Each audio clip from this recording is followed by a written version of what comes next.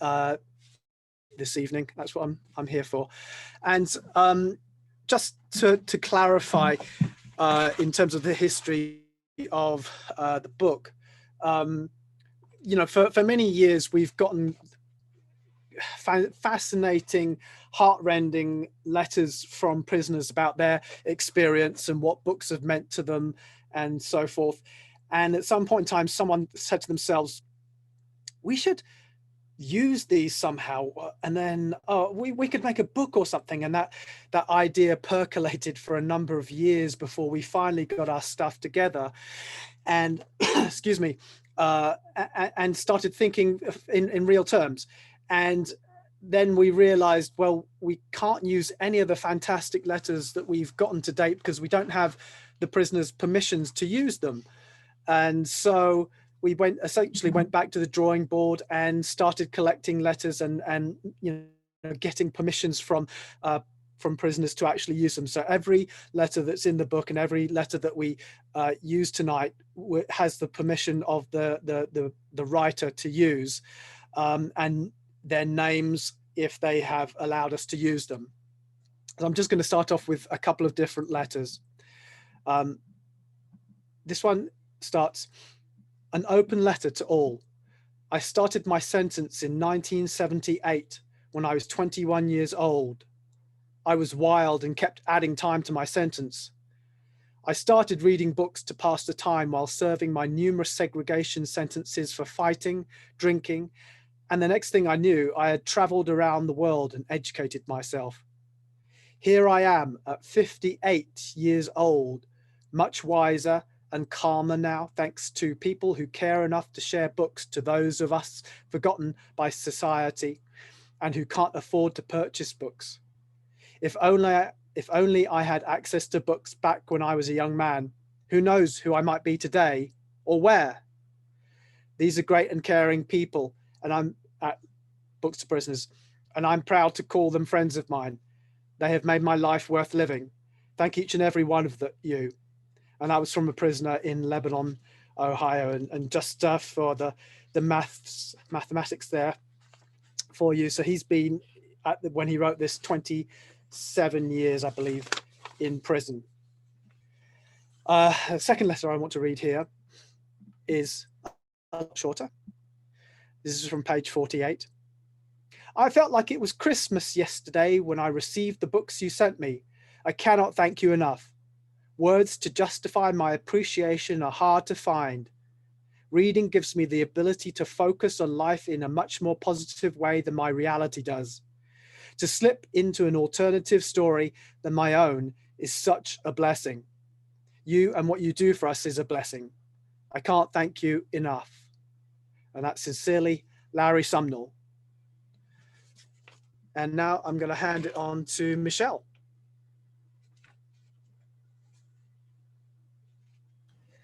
Thanks so much, Andy, for that introduction to the project. And I don't want to take up too much of Vicky's space here in talking about some of the issues with incarceration, which, to be honest, if you're attending this talk, you probably are already a little bit familiar with. But just to reiterate, at Books to Prisoners, we understand how demeaning, isolating, and cruel the system of incarceration truly is. And one of the reasons that we exist is to cut through all of those systems and reaffirm to people that they matter, that there are people in the community who still recognize them, who see them, and who want to help them. You know, in the United States, we have about 25% of the world's prison population, which is truly astounding given the relative size of our country. And we all know that we over-incarcerate. We give people just incredibly long sentences, life without parole. We disproportionately incarcerate people who come from backgrounds of poverty, people who come from marginalized communities. And the crisis has been growing worse. There are now 4.7 times as many people sitting in local jails as there were in 1978. There seems to be no sign of it slowing down. And the disparities in racial sentencing just keep growing. Black Americans are incarcerated at 5 times the rate of white Americans. And when you're in prison, you are objectified in every sense, and every bit of you and every bit of your resources are taken. And one of the problems that we see in regards to access to materials is in charges that private companies fob onto people for everything from phone calls to the growing crisis of tablets and e-readers, and how they're trying to replace some of the access to physical books and to free programs like ours that have existed since the 1970s. What we have been seeing is that a lot of funding for educational and library resources in prisons are being cut. One of the most infamous examples of this recently was in the Illinois Department of Corrections, where a journalist found that during 2018, the entire DOC had allocated just $276 to purchase books for the entire prison system, holding thousands of people. So that's where Books to Prisoners comes in. We try to supplement the neglect that the state is putting onto people by incarcerating them, especially in such an egregiously cruel system of incarceration as the United States. And so to that end, I also have a few letters from our book that I'd like to read to talk about that. I'll start off with page 28.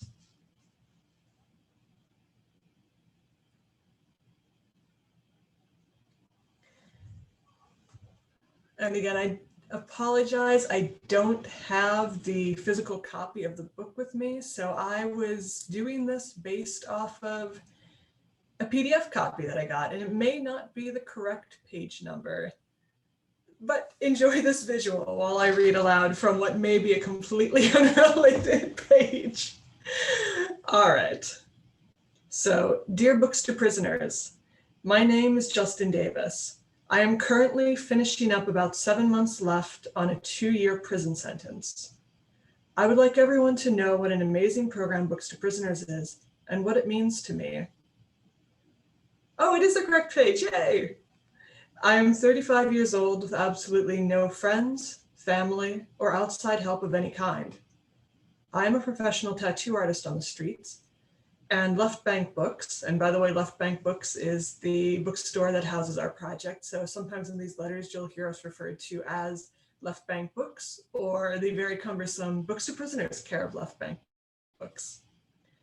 Left Bank Books has helped me with books related to drawing, artwork, self-help, and any other subject I've inquired about.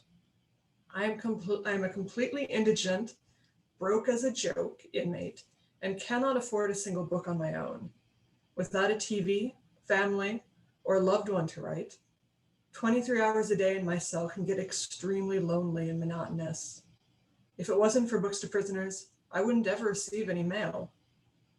Thank you for giving the mailman a reason to stop at my cell door and a book to break the boredom. You people and your help is greatly appreciated. Here's a poem I wrote about how lonely it gets without mail, and a card/picture. I hope you enjoy it. Yeah, there's his picture. Love it. And then I'll skip down to page 146.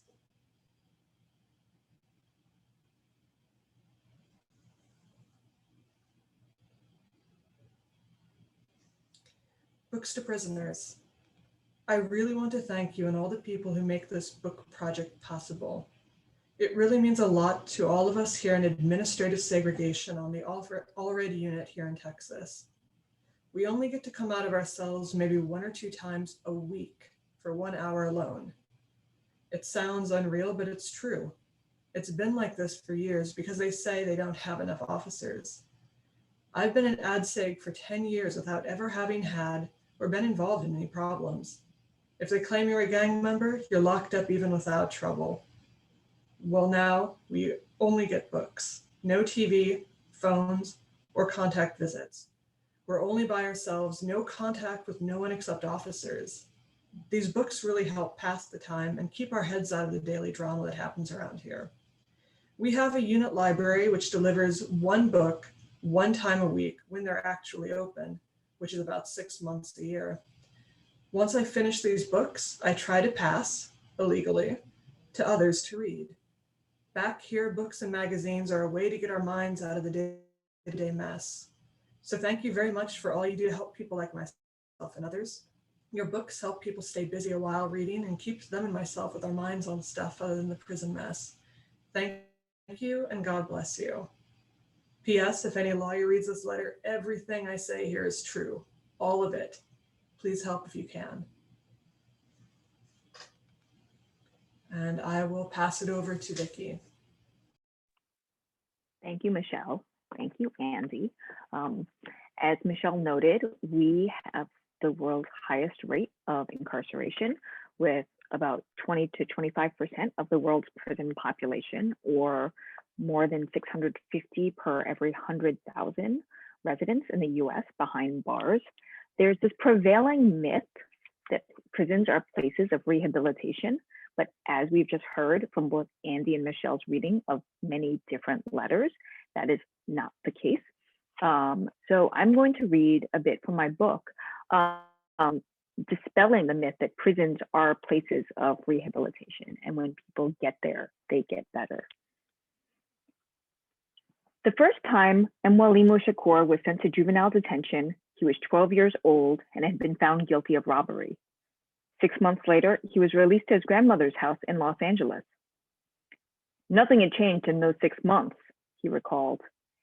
His 4 cousins were still gang members running the streets. When we were at my grandmother's, we talked about what we were doing, learning how to sell drugs, burglaries, shooting dice, and guns. 4 years later, he and his cousin were caught burglarizing a department store. Shakur was sent back to juvenile detention, this time for a year. He spent that year exercising, writing letters to his family and girlfriends, and talking with the friends he made there. Looking back, Shakur, now 46, reflected, "I always thought that breaking the law was how you made it in the ghetto. I was too young to get a job, and besides, if you didn't have any family who owned a small business, you weren't going to find work. Crime is what I was being taught by my older homies. It was how we survived." 5 years after that second incarceration, Shakur was imprisoned again, this time as an adult in California's prison system. At one prison, a riot broke out. "Since this was my first prison sentence, I had to get involved as the older cats expect youngsters to put in work," he explained. Putting in work meant stabbing members of other gangs, and for the next 9 months, Shakur ended up in administrative segregation, the prison's term for solitary confinement, in which a person spends 23 hours a day locked in a cell. Those months in isolation did nothing to rehabilitate him. When he was released from solitary, he attacked another man and was sent back to segregation, this time for 16 months. That was when some of the older Black men encouraged him to read Malcolm X, Marcus Garvey, the Black Panthers, and George Jackson. He did, and began to change his thinking. Shakur is quick to note that it wasn't the prison that encouraged this change. Had he not encountered these mentors, and I want to add, had access to these books, he might have continued on the same destructive path. Shakur's experience raises the question, what does it mean to rehabilitate a person to their former state if that state involves poverty, racism, unemployment, unstable housing, and/or violence? Can a person be rehabilitated if they have never been habilitated or made fit or capable for society? Many people believe that prisons are sites of rehabilitation. In reality, however, rehabilitative opportunities in prison are few and far between. Numerous studies have shown that the best form of rehabilitation in prison is education. Approximately 60% of people entering prisons lack high school diplomas or GEDs. While in prison, they may be able to enroll in GED classes, but that's typically where their formal education stops. It wasn't always this way. In 1994, the US had 350 college and prison programs, largely funded by Pell Grants, or non-competitive need-based federal funding. Pell Grants for people in prison accounted for 0.1% of the federal grant's annual budget.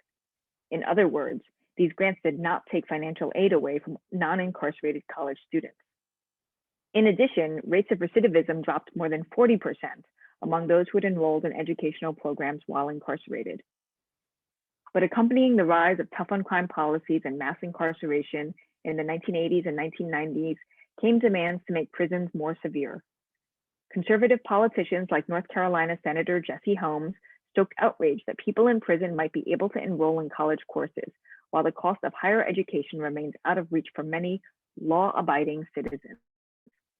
The question could have been why college tuition was so expensive in the first place, but his focus was on why people who had been convicted of crimes might benefit during their time behind bars. The 1994 Violent Crime Control and Law Enforcement Act, also known as the Crime Bill, cut Pell Grants for people in prison. The move defunded all but 8 of the country's college and prison programs. 2 decades later, in 2015, the Obama administration announced a pilot program to fund 67 colleges to offer courses to approximately 12,000 people in prisons. That year, over 1.5 million people were in state and federal prisons across the country. In other words, less than 1% of the nation's prison population has been able to participate in this modest program. Now, even basic education can be hard to obtain within prisons.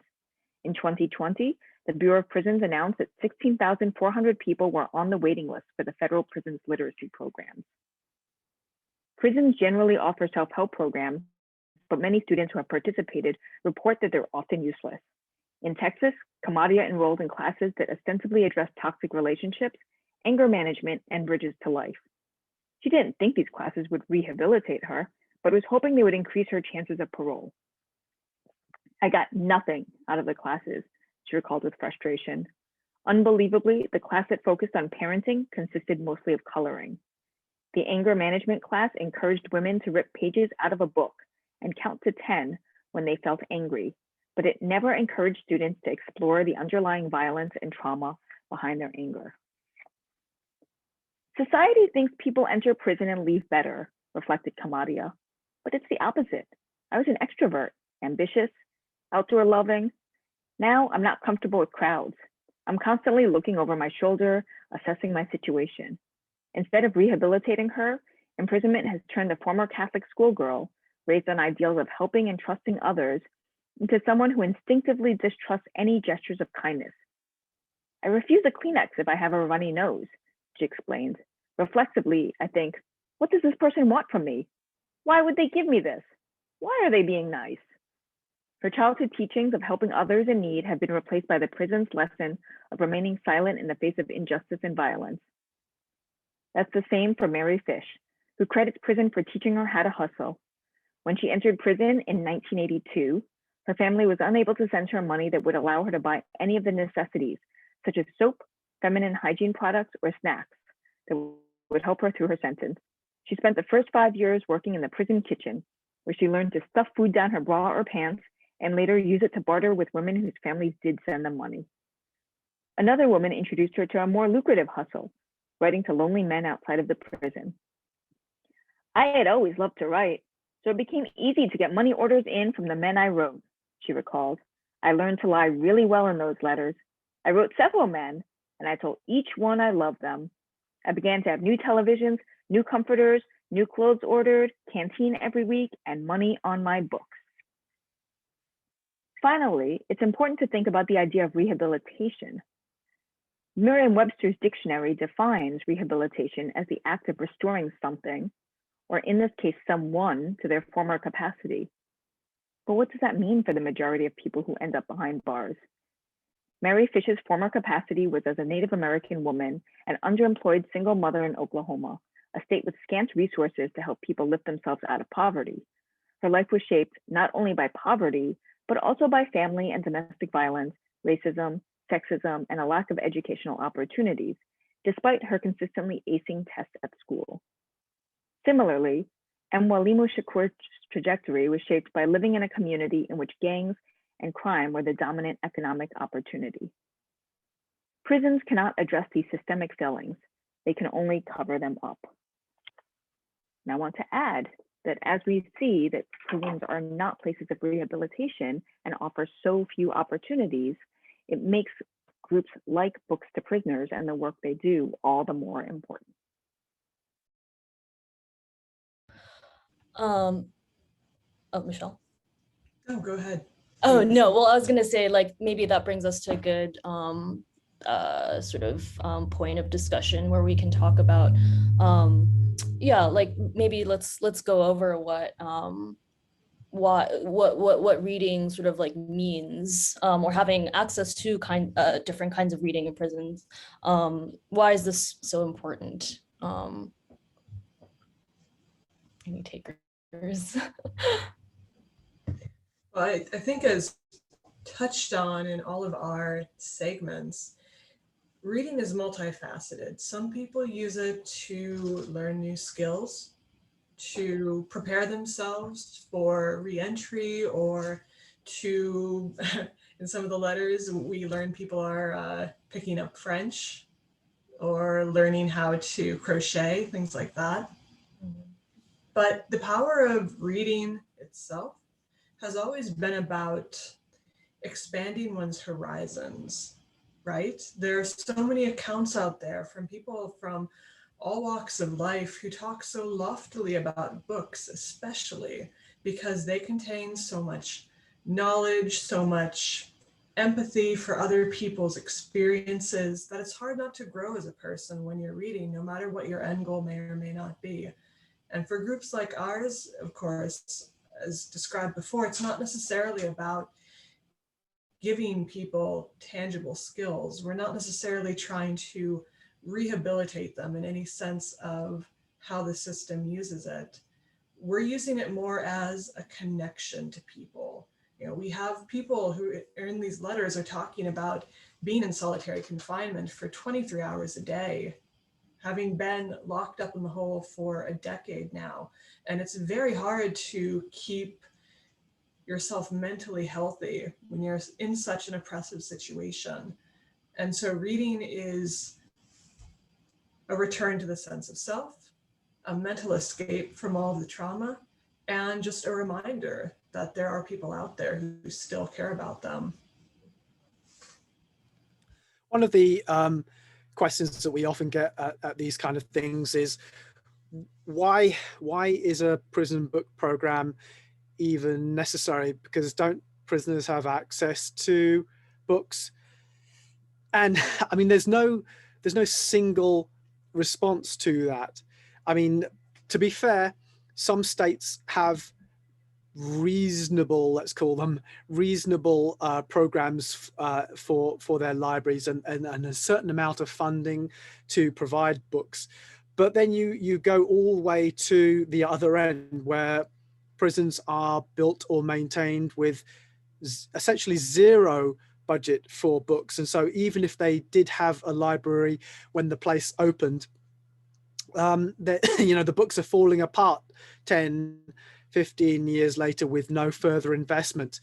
And then you come to situations where, as Michelle mentioned, somebody might be in a lockup or administrative segregation or solitary, where they're locked up for 23.5 hours a day, where their half hour out of the cell each day is maybe go to the yard and actually see sunlight or daylight for the first time, or go to the library, or maybe their only access is from a moldy cart where somebody puts on all subjects which they're not interested in. So by having prison book programs, what people are what get is an opportunity to ask for things that actually they are interested in, or that will stimulate their sense of wonder or their desire to learn.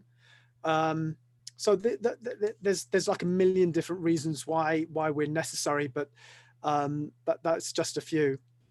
To underscore Andy, the anecdote was shared earlier about the $276 that was spent for new books in Illinois DOC libraries, but it's not necessarily just about the lack of funding.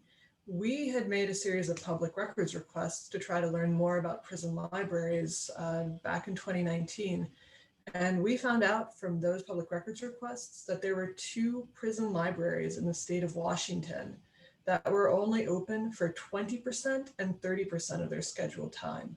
So even when you technically have a library on the grounds of the prison, chances are, unfortunately, very high that you will not actually have access.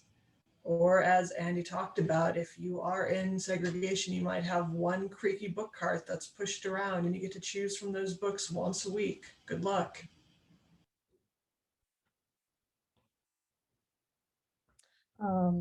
Yeah, maybe it's also I guess let's talk a little bit more about those barriers to access, both kind of like within prisons and sort of like the system, but also more generally regarding like how they get mailed, from programs like Books to Prisoners or programs like Books Through Bars.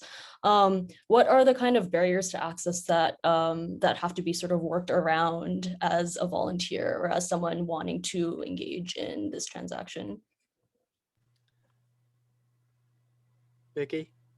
Sure. What I was going to say, I mean, it's been several years since I've done Books Through Bars, but I imagine that prison restrictions have not changed, and every prison is like a fiefdom unto itself. So it's not even state by state that necessarily you can say like, okay, Washington State is only new books. It might be like Walla Walla is new paperback, but Purdy is something else, new plus something plus something. And it's the same thing state by state. So you have however many different prisons in however many different states, and every single one of them has different restrictions. And sometimes they have different restrictions for different Books to Prisoners programs, because I remember when I did Books Through Bars and Andy came to visit, he looked through our restrictions list and made some changes. And it turned out that those were changes based on Books to Prisoners Seattle. And the prisons had different restrictions on what they would allow in from one program to another. So while we could share information, it was also sort of a like, you try and you keep your fingers crossed that your package gets in.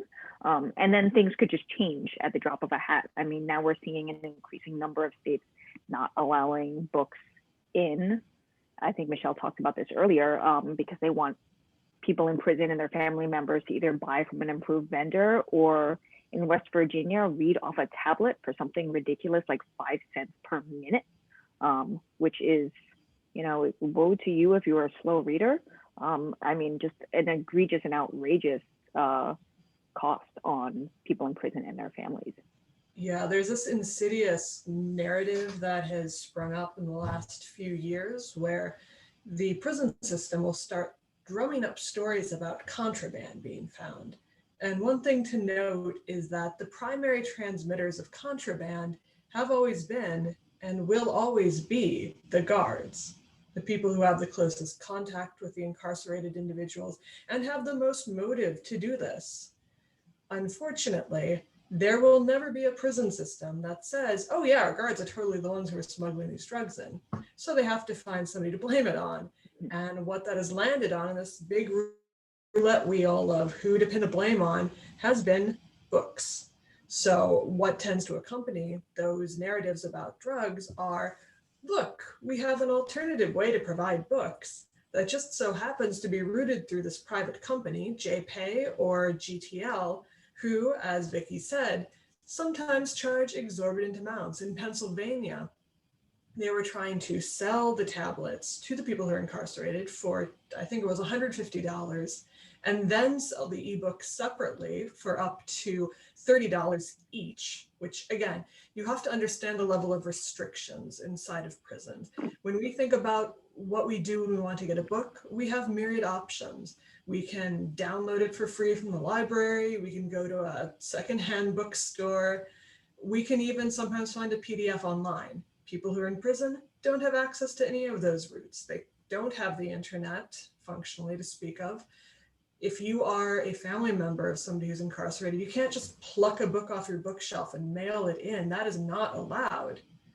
So when you have these problems where you have these prisons who are saying, no, you can no longer get free books from prison book programs, and we're going to either restrict you to these tablets that we also control the costs of, or we're going to restrict you to 2 or 3 different vendors, brand new book vendors, mind you, things like Barnes and Noble, where you have to pay the full cost to buy a brand new book and get it shipped.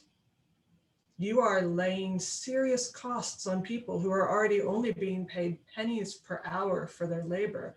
One of the newest ones that we're seeing right now is in the Iowa Department of Corrections, which is one of those vendor bans where free donated books are not being allowed from prison book programs anymore. They just put in this policy last month.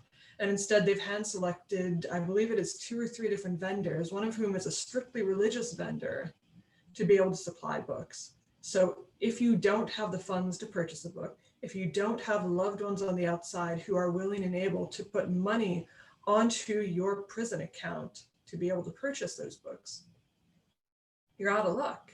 And to add to that misery, these prison accounts have fees attached to them by the company that controls them. So your mom wants to buy you a book in Iowa. Well, now she has to put $50 on your account with, a 5 to 10% charge at minimum. And then you have to pay whatever the price is to purchase a new book from Barnes & Noble. And it's happening all over the country is the frightening part. It doesn't seem to be slowing down. And it also relates to even like, it also sort of like bleeds into content, right? And sort of like, sort of like the intricacies around like content censorship, but also around, if your book happens to be in like a hardback, that's the only like way it's being like distributed right now. Some prisons don't allow hardbacks, right? Only paperback, soft copy, because it could potentially be a weapon, right? Are there, should we also talk a little bit about those, I guess like those physical formats and weight that has to be calculated when mailing books to prisoners? Well, so, I mean, really, that's the thing, is that as Vicky said, the restrictions go from state to state, certainly. So each state has its own set of restrictions, but each individual prison, it is often up to the warden or superintendent of that prison to put out the guidelines. And then you have another layer, the mailroom sergeant, who has a certain degree of latitude as to what they will allow and what they won't allow. So even if a prison, a state prison system allows hardbacks, the superintendent of a prison may decide that that is not acceptable to them, and so they may ban it, or somebody in the mailroom may also say something like that. Other typical restrictions are on the number of items that a prisoner can receive, the state that a book is in. Some prisons, as someone mentioned, only allow new books, and others allow ones which are in good condition but don't allow underlining or highlighting or so like bent corners on pages and things like that. I mean, some you have to wonder some of the time what exactly they're thinking about these restrictions, and whether they're just about control, when you can see so little reason that there is any kind of security or contraband risk that could possibly be associated with a dog-eared page on a book, but they will get banned. Other things include nudity, which, I mean, sort of, I guess depending on which end of the political spectrum you're on, you could argue that nudity is unacceptable, but it can sometimes be taken to ridiculous lengths, like in the case of the Federal Bureau of Prisons, which a few years ago rejected a book that we sent on Renaissance art, that the page that they referred to contained a photo which was about that big of a picture of Jesus and Mary, with Jesus being baby Jesus, who was about that big and whose naked penis was approximately, you can't see it, but maybe it's that big. And that was the reason why the book was rejected, because there was a painting representation of Jesus naked as a baby. So it's some rules just don't really, they're just taken to their nth degree because the prison can. In that sense, I think the most hilarious ban to me will still be the time when a book with maps of the moon was banned because it might aid an escape attempt.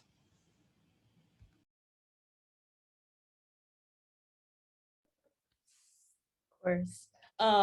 What what are what kinds of books are most often requested in these letters? The number one request is for a dictionary. When we say this, sometimes people are surprised, but what?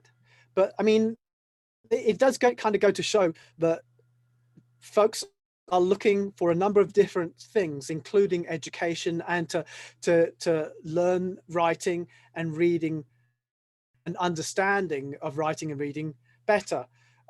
We get a lot of requests for vocational materials, woodworking, car mechanics and things like that, as well as educational stuff for GEDs, and things like that. And unsurprisingly, there's also a large number of requests for escapist materials such as fantasy, horror, sci-fi, and westerns as well.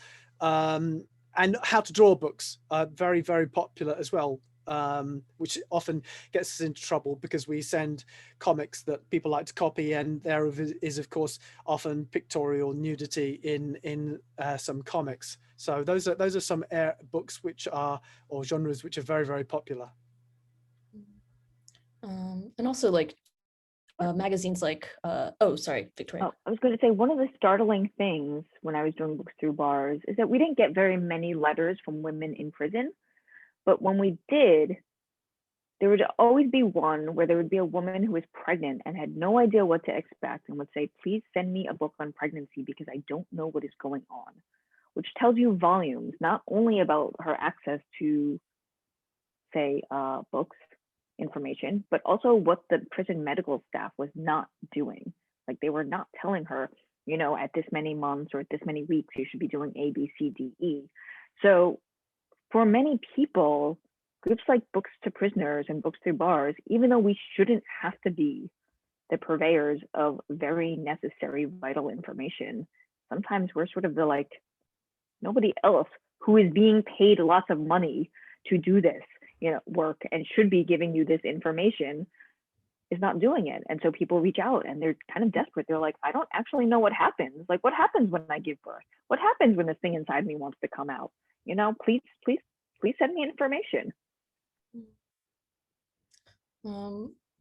They also, I also recall like there were also like a lot of letters soliciting legal advice, right? Or books about the legal system, about law, about how to sort of navigate that. That checks out, right? In terms of addressing the lack of information about that. There are also travel books, right? Or I recall there being a lot of requests about like for National Geographic's another kind of travel sort of nature related sort of like periodicals. Is that correct? Yeah, and I think that those really bridge a couple of those areas because they can be escapist, you know, all those beautiful photos and narratives of places that are so far away from the gray, dingy cell where you're being held. It can also just be materials that help if you're learning how to draw, to sketch, have something beautiful to put up on your cell. Yeah, very, very popular. Same thing with cooking magazines, actually. People love cooking magazines. Can I do a time check? How are we doing for time? we have sorry, I'm horrible timekeeper. We have 5 minutes. Maybe we should start closing out if Andy or sorry, who is supposed to read? I can do it. Yes. Thank you. Sorry. Hang on, I just muted myself there suddenly. So I'll read one more letter from the book that we are talking about and reading from tonight. One of the 2 books that we're reading from tonight, which is Dear Books to Prisoners, Letters from the Incarcerated, which is available from Topos Bookstore, and they are very generously donating all the proceeds from all the sales of the book to Books to Prisoners, and we are really, really appreciative of that. gosh, we have so much more that we could cover, but we don't want to bore people silly. So I'm going to read maybe one more letter, and then if there are any questions, we'll be happy to take any questions that people have. So this is from page 82, and I'll just read it, I think. 10 years ago, when I entered the penal system, I set goals for myself, one being to learn a new language. I chose French, which was crazy because I'm in Texas, the land of the Southern drawl. I'm not going to try that. Spanish would have been easier, but I wasn't looking for easy. I wanted a challenge, and thanks to services like Books to Prisoners, I'm now able to read, write, and speak in French, albeit not great. But a native French person told me that they were impressed with my level of understanding of French. Books to Prisoners has made it possible for this inner city person who's never traveled outside the States to learn to appreciate other cultures. Now, I've added another goal, which Books to Prisoners probably can't help with, and that is to one day relocate to either a French-speaking country or where Francophones live, where I can start a new life. To simply put it, Books to Prisoners does provide what many correctional systems have abandoned in lieu of profit, and that is a way to learn things that will better the inmate or even entertain him or her. Thanks, Books to Prisoners. So that's one of my favorite letters from this book that you can read more of if you purchase this book. And so, yeah, I'd like to open it up to any questions if anybody has any. Hi, thanks so much, all of you, Victoria and Bo-Won and Andy and Michelle. It's been so great to hear all of your segments. I have a question, something that sparked my interest. Is one of the letters that I think you read, Andy, the inmate, the author of the letter, mentioned encountering the works of Malcolm X on the inside. And I'm interested in, I don't know anything about this, but whether or not emancipatory literature of that kind is censored in prisons, or how prisoners can get access to that kind of writing. Yes. To expound on it quite a bit more, actually. Recently, I helped co-author a paper that talks about exactly that, how there is this incredible amount of censorship that is put onto anything that deals with either the lived experiences of people who are incarcerated or life outside of incarceration. So what actually drives poverty, what drives racism in this country. Again, in Illinois, because apparently they just have a lot of problems. Also around the same time that journalist had found that dire lack of funding for libraries, there was an educational group, the Education Justice Project, who had been working inside of one of the prisons for a decade. And the prison just decided one day that it was going to remove 200 books from the library that all dealt with racism and slavery. It was very clearly targeted, and it was only overturned after a public outcry. Unfortunately, things like that happen pretty much in every prison around the country every single day. It's very hard to track, much less push back against, because the PLRA, Prison Litigation Reform Act, has gutted the ability of people who are incarcerated to advocate for themselves. So if they have a book of that nature that is censored, they really don't have any recourse. The nature of finding out what is censored is so opaque that even groups like ours and publishers often don't know if a book has actually gone through successfully. But to make a very long story short, yes, anything that's liberatory tends to be singled out and censored as far as anybody can tell. And we really need to develop better methods to be able to find and push back against those.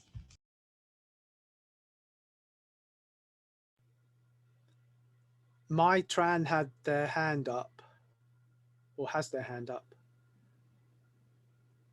Hi, thanks for hosting this event. It was really interesting.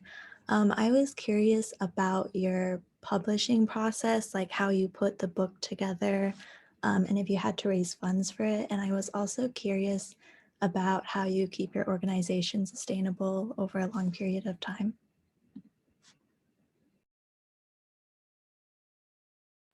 Bo, I think you should answer the first part of that question.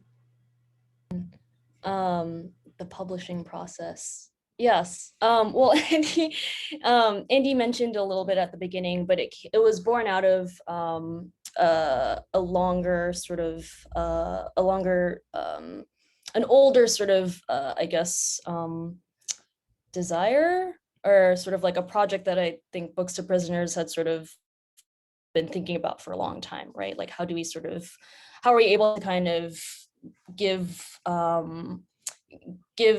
a kind of greater visibility to these words that, you know, we kind of read like every day volunteering, right? And like how yeah, so how do we publish these words?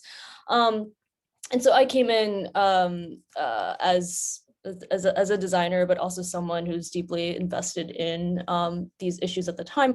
I received like a grant from an institution that I was currently attending, and so using that money, we were able to sort of raise funds for the printing process. The second part of the question, I cannot answer. Well, I can. Don't worry. I think there's some other elements that are kind of interesting, and I think the one of the answers is that we are a collective group, and it took, to use a catchphrase, it took a village to produce this. Having Bo-Won as a designer was incredibly helpful. We have a relationship, as Michelle mentioned, with Left Bank Books, a bookstore in Seattle, which has a history of publishing books. So they were our official publisher, and they were able to secure an ISBN number for us. We, as a group, had to, gather the letters and edit the ones that we wanted to pick. We had to find someone to write the foreword. I wrote the afterword, and then finding a printer was an issue in its own right. We found that it, sort of like how we had to go abroad for it, and we were pretty certain we were going to go with this Turkish company, when suddenly at the last minute an Estonian company came up with an offer that we couldn't refuse, and we went with them, which is just really bizarre, none of us having any real experience about importing books and dealing with a pallet load, down on the docks down in Seattle or wherever it came in. It was just we muddled through is basically the answer. And to answer the second part of the question in terms of sustainability, gosh, how much time? I'm gonna rush through this. Running a prison book program is an exercise in balance. There's several different elements that you have to balance. One of which is the funds, the income to send out books. You have to have a core number of volunteers who are willing to take on higher levels of responsibility. You have to have that broader base of volunteers who are willing to answer the letters and wrap things up and things like that. And there's a couple of other different elements, but the thing is, if things go out of whack in terms of any of those elements, then the whole project starts to fail, because you can't do it without the amount of funds. You can't do it with those key people willing to take on responsibilities. And Michelle's got something to say on this matter. I was just going to interject as far as talking about balance. One of the, I don't want to say upsides, but one of the good things about the way that we operate is that we have a bit of flexibility in terms of how many packages we send out. Ideally, we are able to respond to every single package that comes into, or every single request that comes into us. And we typically get about 1,200 requests every month. And in past years, just knowing the kind of income streams that we've had, we've made decisions on how to strategically winnow down what comes into us. So we don't send packages to people who are in prisons for male individuals in California, for example, and that helps keep our number of letters at a reasonable amount for the anticipated amount of money that we're going to get. But basically, the more money we get in means the more packages we can send out more quickly with more books in it. The less money that comes in means we may just make decisions at certain points, like only £1 if we are sending out fiction and only £2 if we're sending out nonfiction. And so a lot of it is just really being very careful and always being aware of what resources you do have on hand, both in terms of volunteers and money, and knowing how best to use those. Hopefully it's okay with Annie that we answer at least one more question from Jackie. We can have a few more too. Okay, cool. So so Jackie has a question which maybe Vicky is going to be the best person to answer, because I'm going to guess that unless Jackie pipes up, that they are in New York. And the question is, what sort of volunteer opportunities exist around providing literature to incarcerated people? Well, Jackie, if you are in New York, there is Books Through Bars, which Bo-Won mentioned earlier, operates out of Freebird Books in Brooklyn. But currently, because of the pandemic, they have not been doing public packing sessions. I don't know if Books to Prisoners has had similar obstacles to getting people in a room. So I would say the best, if you are in New York, is to contact Books Through Bars, New York City. Make sure you type in Books Through Bars, New York City, or you will be contacting the Philadelphia group and ask, like, what are the best ways for me to volunteer?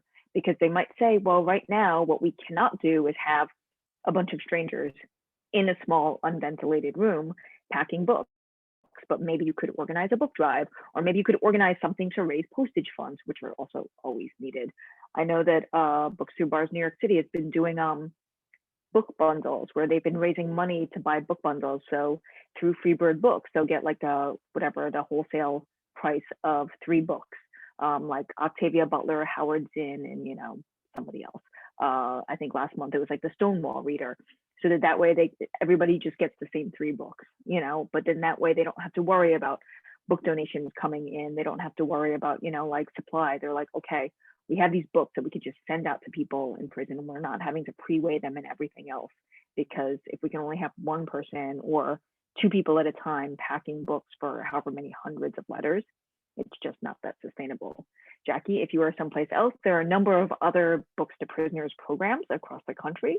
So you can Google and you can find out which one is nearest you. There's one in Minneapolis, there's one in Boston, there's one in like whatever that place is near Boston, there's some in Western Massachusetts, so there are ones all over. And I would just say, get in touch and say, hey, how can I get involved?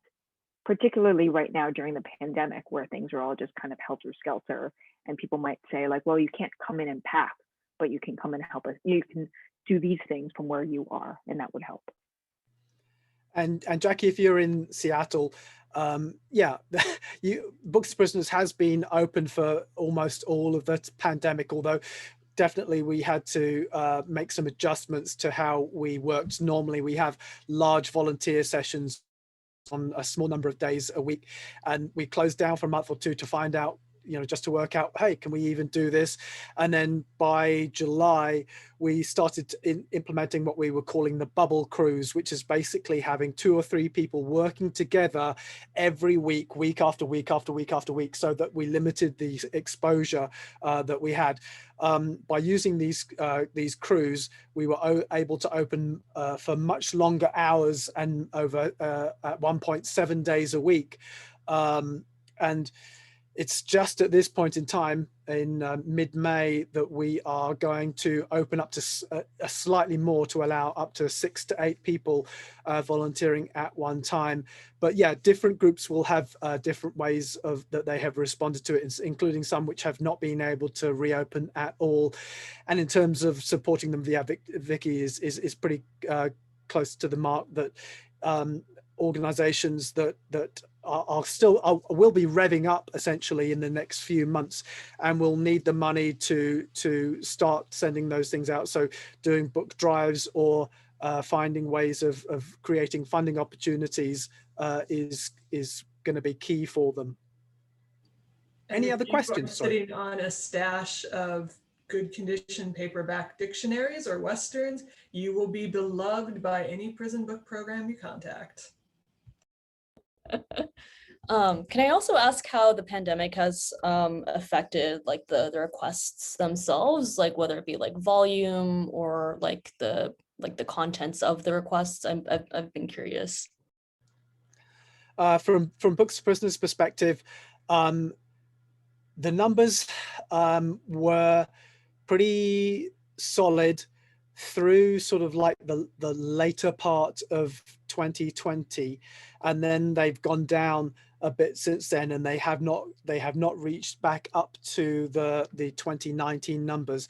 Although interestingly, when we did a study of the number or the amount of books that we have had sent out, 2020 actually compares favorably with 2019. We actually sent out more books in 2020 than we did in 2019.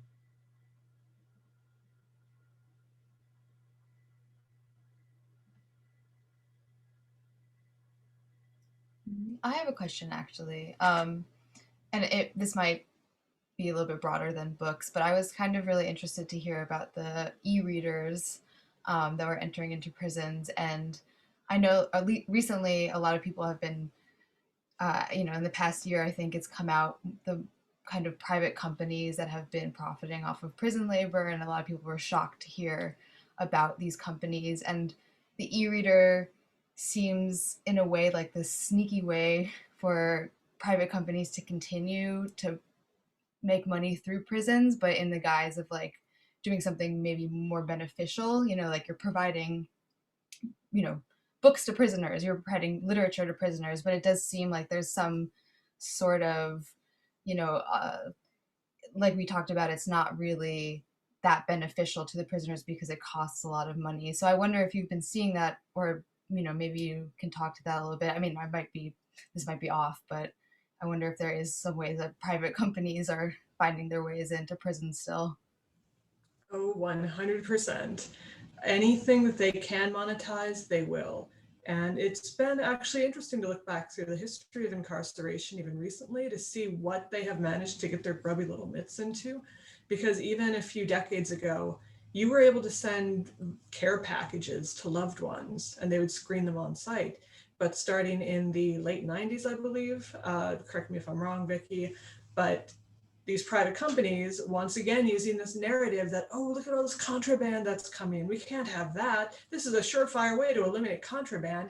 They turned them over to private companies who now control all of the commissary and the care packages with marked up prices. So I guess looking at it through a historical lens, it shouldn't be surprising now that tablets are the new frontier. Now that we have all these digital technologies available outside of prisons, they're starting to permeate inside as well, since these companies that have monetized so much else have finally found this new thing to latch onto. And we want to emphasize, we're not against tablets. Like, the idea of tablets inside of prisons is good. A lot of people who are incarcerated and their loved ones really appreciate them because they do give them more flexibility for timing for phone calls, more access to video calls, and more access to entertainment, media like music, movies, and of course, books.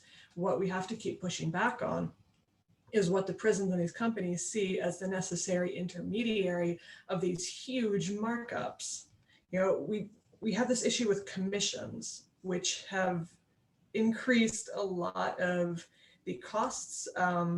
Commissions, for anybody who doesn't know, basically it's a kickback where, written into these contracts between the private company and the prison system, will be a certain amount of money or percentage of sales that will go back to the prison and basically incentivizes them to choose that company to do business with, and often to do it on very terrible terms, as long as the commission rate is good for the prison. And at one extreme for this, we saw a phone contract in Alaska through, what was it?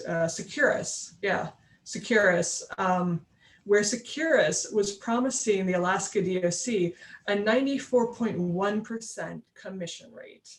So that is, basically, the private company is not going to take a loss on their profits. What they're going to do instead is jack up the prices that they charge for people who are incarcerated. And so they're using that same logic to apply to tablets. One of the things that underpinned the Pennsylvania push that I mentioned earlier where they were trying to reduce access to physical books and push everybody onto these tablets with a $29.99 books.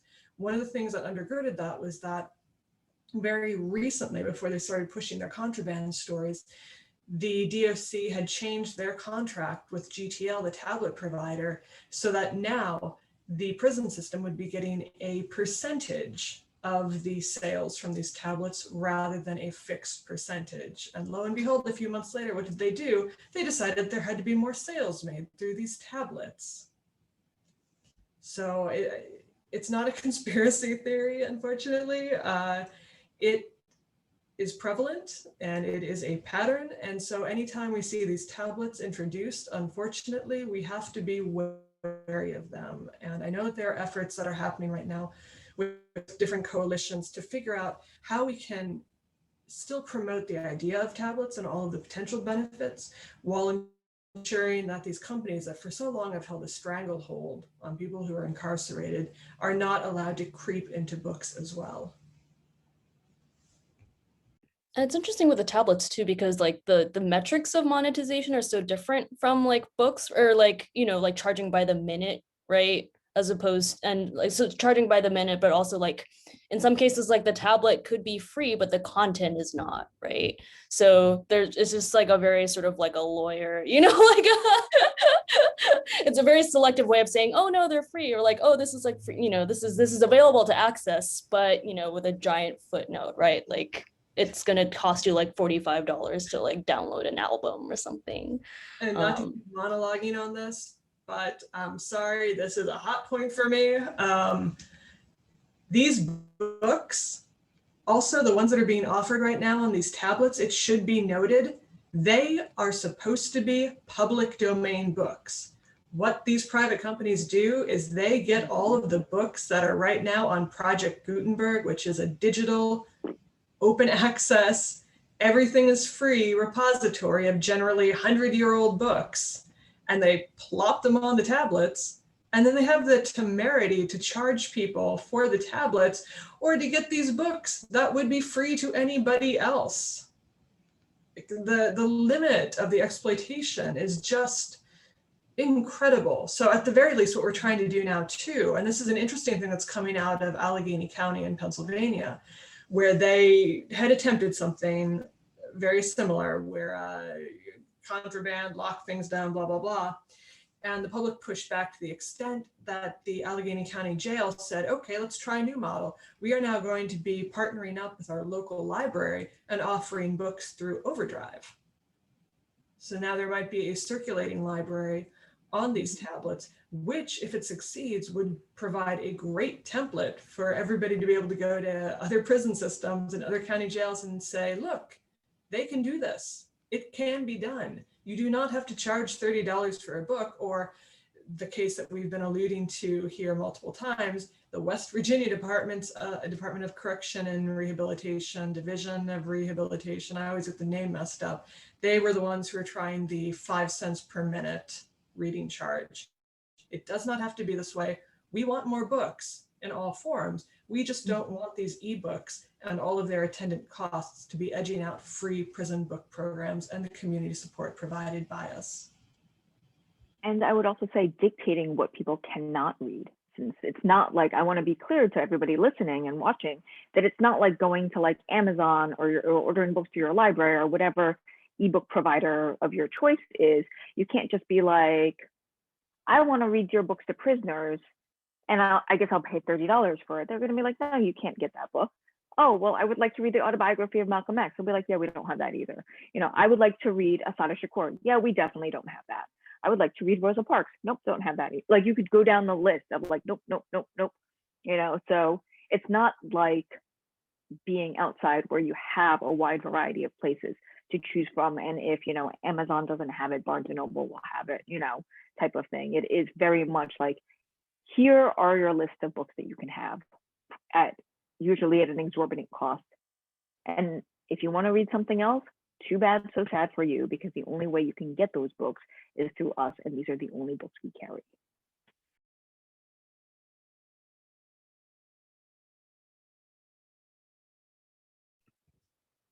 Are there any more questions that we can answer? It is 10 to 9. Just keeping better track of time than I usually do. What can we say? We are super interesting.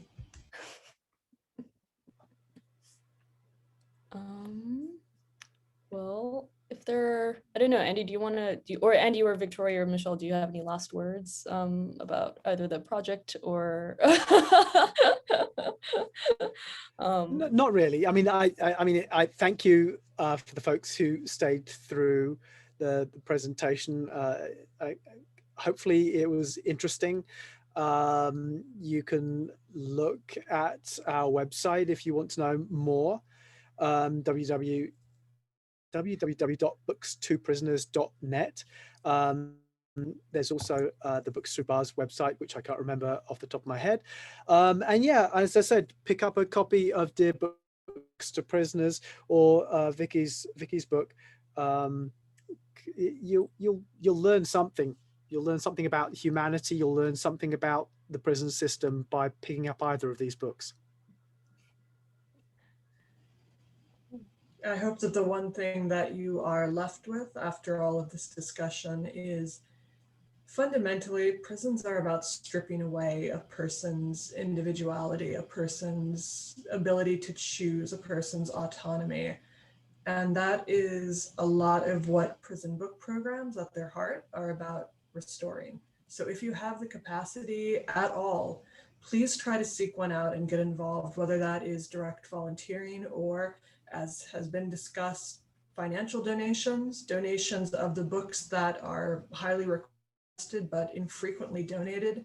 Just find a way to get involved, because we really need all the help that we can get, both to keep our day-to-day operations sustainable and to keep some of these movements growing, the movements to push back against the censorship narratives, to push back against these harmful e-reader contracts and things like that. So thank you all to anybody who attended, who heard our message, and who is considering helping out with one of our programs in the future.